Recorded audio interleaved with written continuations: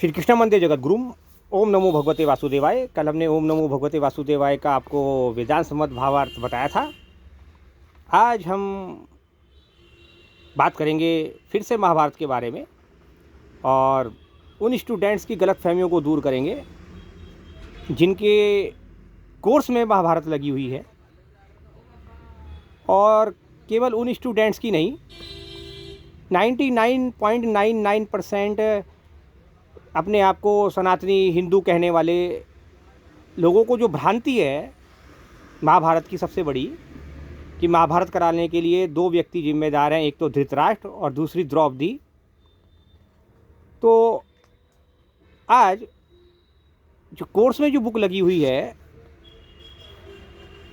हमारे चक्रवर्ती राजगोपालाचार्य जी की लिखी हुई महाभारत से, ये महाभारत इसके कोर्स में लगी हुई है कि स्टूडेंट के मेरे पास रखिए, मैं इसको पढ़ रहा था, वहाँ से बताने का प्रयास करेंगे आपको, तो सभी स्टूडेंट समझें। 7th 8th क्लास में लगी हुई है, बाल महाभारत का था। दुर्योधन को फटकारने के बाद, जब दुर्योधन ने दुर्योधन को फटकारा, जब वहाँ पर चौसर का खेल चल रहा था, जुआ चल रहा था हस्तिनापुर के राजभवन में, और तमाम धर्म धुरंधर वहाँ पर उपस्थित थे। कहने को तो वो धर्म धुरंधर थे, लेकिन कब मन पर माया हावी हो जाए और उनके धर्म का पतन हो जाए, ये उनको पता नहीं लगा।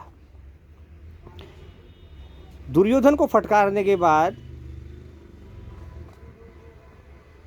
फिर भी वो नहीं माना। जब युधिष्ठिर जी ने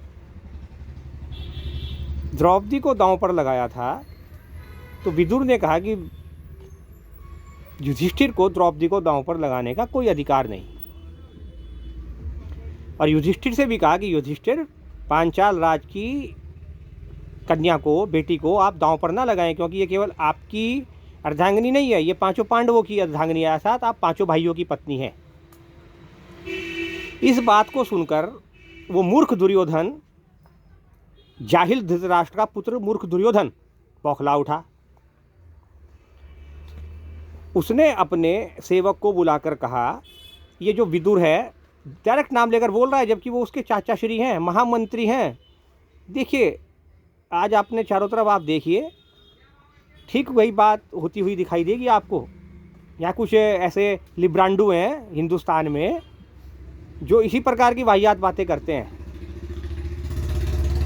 तो इसी प्रकार की वाहियात बातें ये कर रहा है और नाम लेकर कह रहा है कि ये विदुर हमसे जलता है।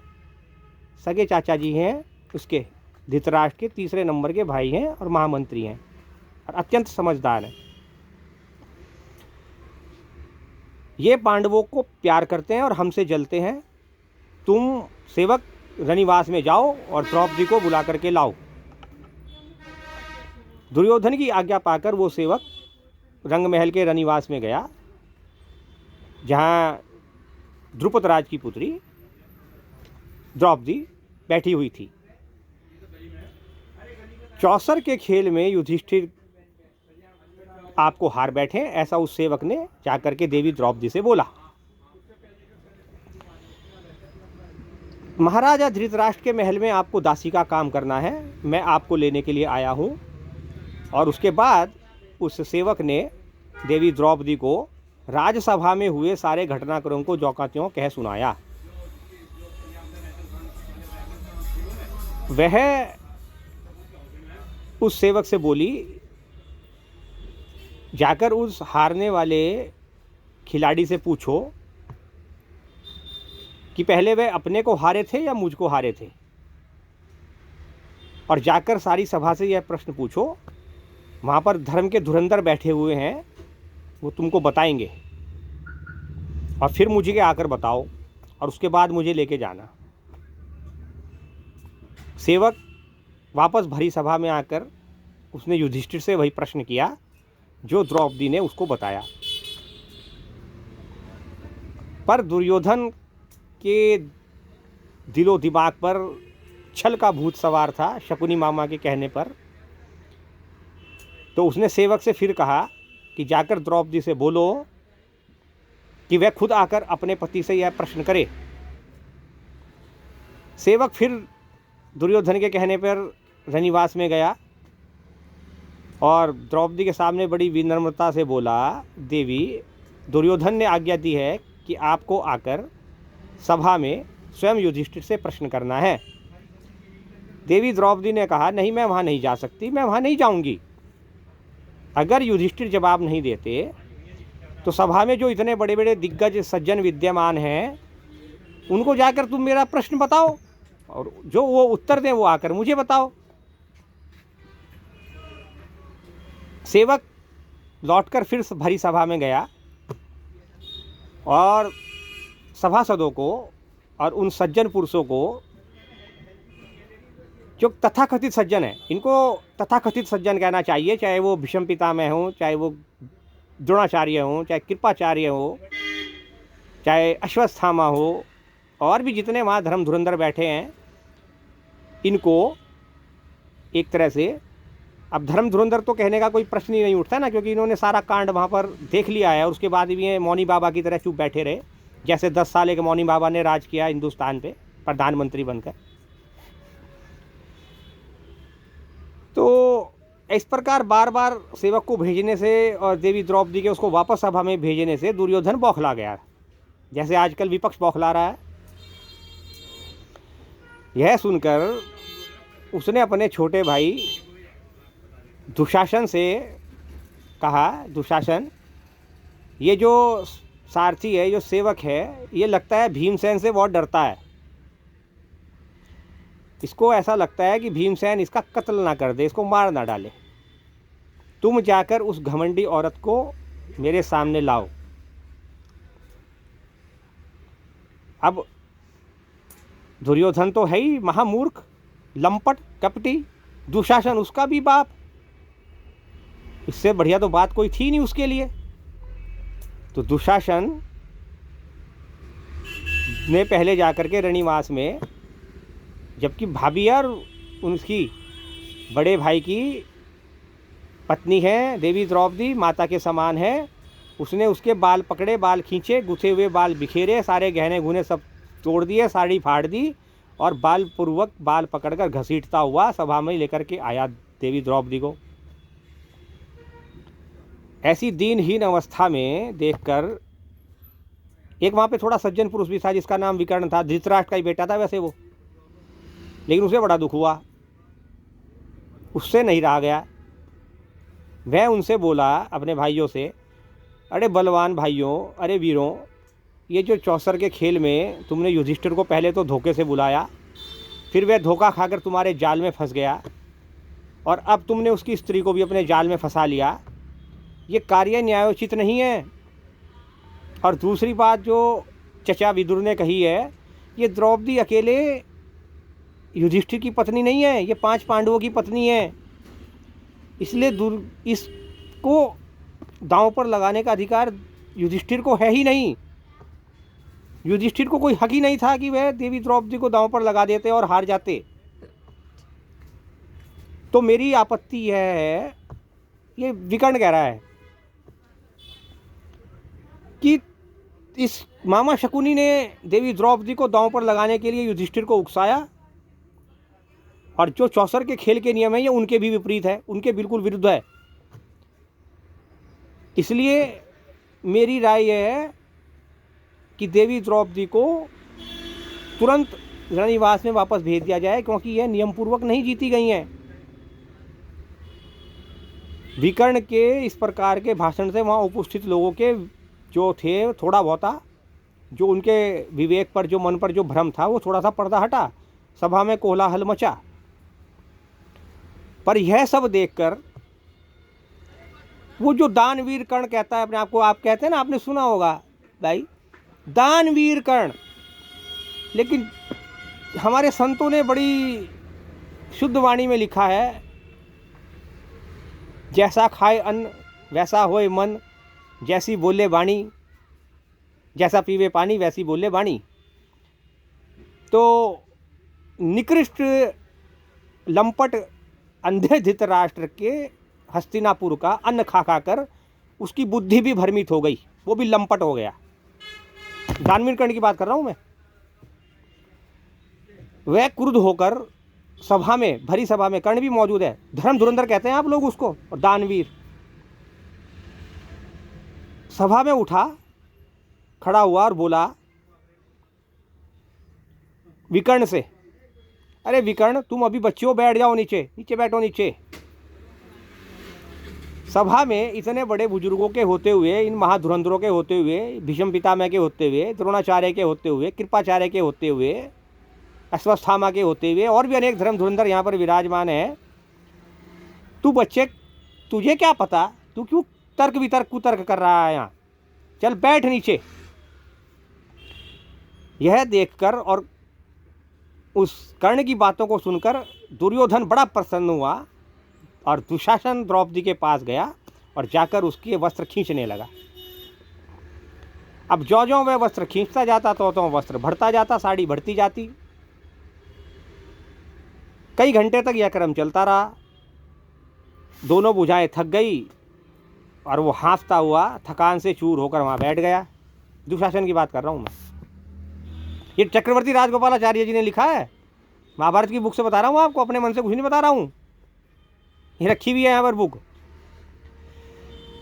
सभा के लोगों में एक अजीब कंप कपी फैल गई, एक डर फैल गया और अब धीमे स्वर में बातें होने लगी कि अब काल इस सभा के सिर पर मंडरा रहा है, पूरी सभा के सिर पर काल मंडरा रहा है। ये धीमे स्वर में बातें होने लगी।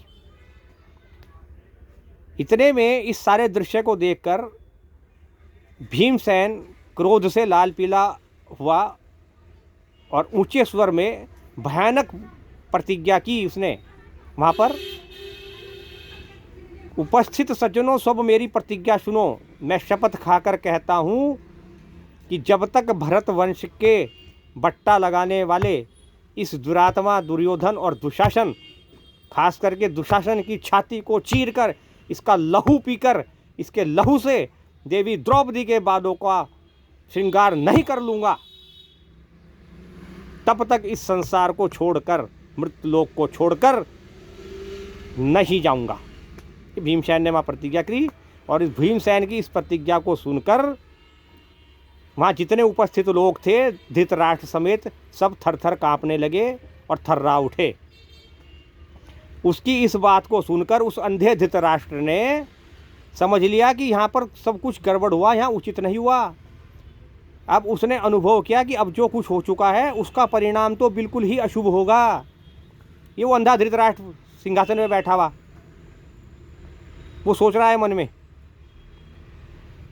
इस परिस्थिति को संभालने के लिए उसने देवी द्रौपदी से, अपनी पुत्र वधू से बड़े प्रेम से उसे अपने पास बुलाया, हाथ जोड़ के। ये धृतराष्ट्र है, ताऊ उसका, ये पुत्र वधू को अभी जब दुशासन भरी सभा में चीर हरण कर रहा था, देवी द्रौपदी को नग्न कर रहा था, तब ये आंखों से अंधा था, लेकिन ये मन से देख रहा था ये सारा दृश्य।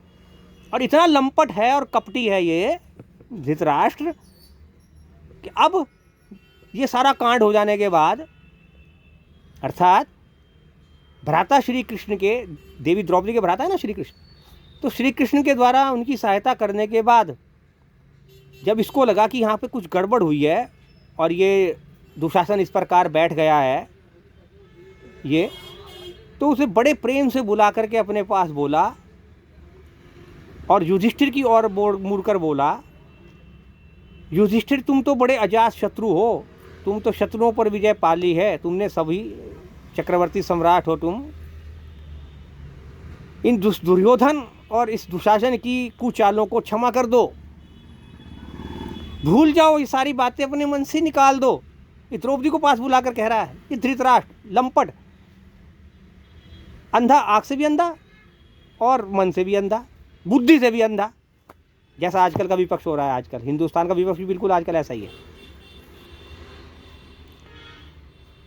सारी संपत्ति और राज्य सब वापस ले जाओ, भूल जाओ चौसर खेली थी, और अपना इंद्रप्रस्थ वापस लेकर सुखपूर्वक रहो। धृतराष्ट्र की इन मीठी मीठी बातों को सुनकर, अब वो पांडव तो बेचारे सदहृदय हैं, है ना। देखिए, ये जो सत्व गुण होता है ना, प्रकृति में 3 गुण होते हैं। आपने भगवत गीता शायद नहीं पढ़ी है, और अभी बच्चों ने तो कुछ पढ़ी क्या, इन्हों को तो कुछ पता भी नहीं होगा। इनके लिए तो भगवत गीता और भागवत महापुराण ऐसे ही है जैसे एक गणित नंबर 1 गणित नंबर 2। तो ऐसे प्रेम पूर्वक बोला कि ये सब ले लो। उन लंपट, कपटी, मूर्ख दुर्योधन और दुशासन को बचाने के लिए उनका बाप धृतराष्ट्र कह रहा है। और इंद्रप्रस्थ जाकर अपना सुख पुकार करो, भैया हर हमें माफ़ करो। और उसकी इन बातों को, मीठी मीठी बातों को सुनकर वो सारे पांडव पिघल गए। अपने ताऊ को अभिवादन करने के उपरांत अपनी पत्नी द्रौपदी को साथ लेकर चले गए। अब पांडवों को बिल्कुल इस तरह से साफ बचकर निकल जाने के बाद, ये जो शकुनी था उनका मामा, और ये लंपट दुर्योधन और दुशासन, ये शकुनी की ओर देखकर बोले, मामा व्हाट इज दिस, ये क्या हो रहा है। ये बात हो रही है इशारों में।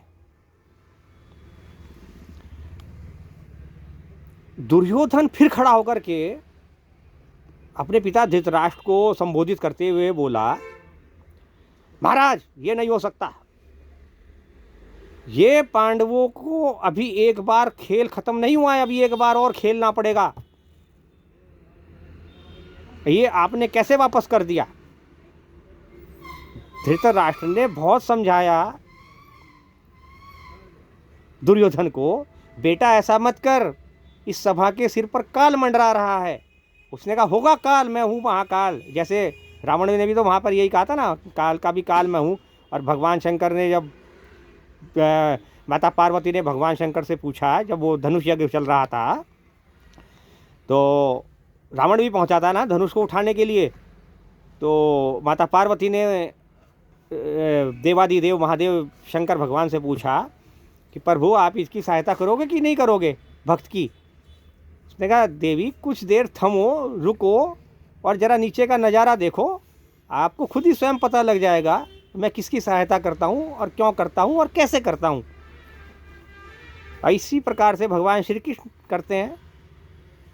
तो फिर से उसने धृतराष्ट्र ने आज्ञा दी कि जाकर युधिष्ठिर को बुलाकर लाओ।